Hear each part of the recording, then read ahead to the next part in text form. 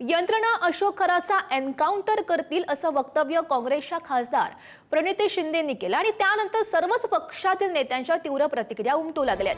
बोंदो अशोक खरात प्रकरणात आणखी अनेक सत्तेतल्या लोकांची माहिती समोर येईल, अनेक नेत्यांची नावं समोर येतील आणि त्यामुळे खराचा एन्काउंटर होऊ शकतो असं प्रणिती शिंदे यांनी म्हटलं। यावर चंद्रशेखर बावनकुळे आणि अंबादास दानवे यांनीही प्रत्युत्तर दिलंय। संवेदनशील प्रकरणामध्ये बेजबाबदार वक्तव्य करू नये, मीडियात झळकण्यासाठी काही वक्तव्य करणं लोकप्रतिनिधींना शोभत नाही असं म्हणत बावनकुळेंनी प्रणिती शिंदेंना टोला लगावलाय। तर सीआयडी ईडी असताना असा एन्काउंटर कसा होईल असा सवाल अंबादास दानवेंनी उपस्थित केलाय।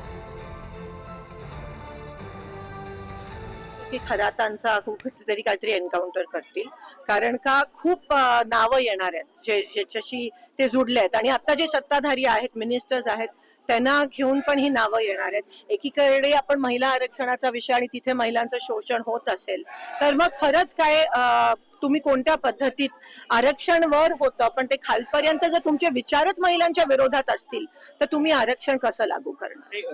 माननीय मुख्यमंत्र्यांनी सभागृहामध्ये विधिमंडळामध्ये संपूर्ण प्रकरणाची वस्तुस्थिती मांडली।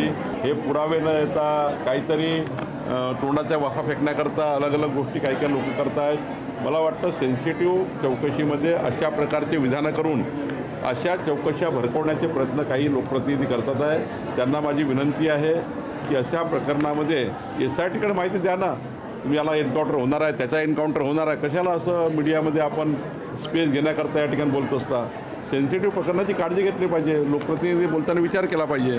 तर हे आता वेगवेगळे लोक बोलतात आणि अशा पद्धतीने वेगवेगळ्या पद्धतीनं आरोप प्रत्यारोप करण्याचा एक फॅशन झाली असं शब्द वापरणार नाही मी, परंतु मला असं वाटतं आता SIT चौकशी चालू आहे, CID आहे, ED आहे, सगळे लोक असताना असा एन्काउंटर कसा काय होईल? मला असं वाटतं आपण फार आरोप प्रत्यारोप करण्यात वेळ घालवण्यात अर्थाने आपण सगळे जे काही त्याच्यावर गुन्हे आहे, आरोप आहे, तक्रारी आहे, त्याचं पूर्णपणे मला वाटतं त्याच्यावर कायदेशीर कारवाई सगळी केली पाहिजे, ही भूमिका आपण सगळ्यांनी ठेवावी।